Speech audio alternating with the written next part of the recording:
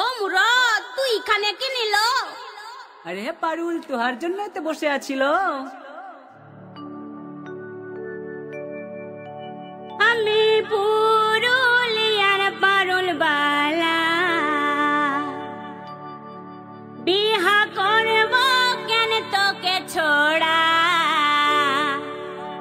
ইটা কেন মনে ভাবিলি?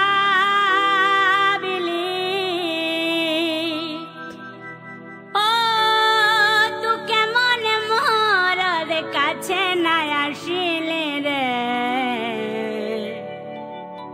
ও তু কেমন মরদ কাছে না আসলি?